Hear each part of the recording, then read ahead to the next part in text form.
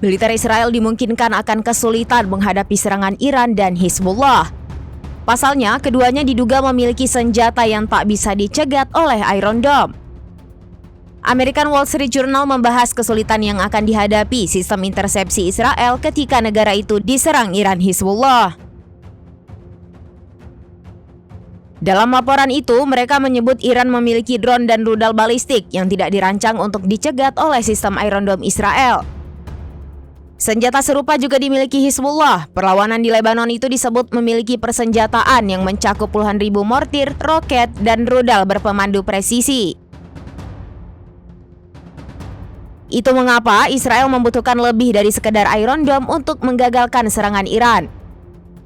Saat ini, Israel sendiri tengah mempersiapkan serangan yang terkoordinasi oleh Iran dan sekutunya. Para pejabat Amerika Serikat khawatir Iran Hizbullah meluncurkan serangan serentak. Tak hanya itu, Yaman Irak diduga berpotensi ikut andil untuk membingungkan sistem intersepsi Israel.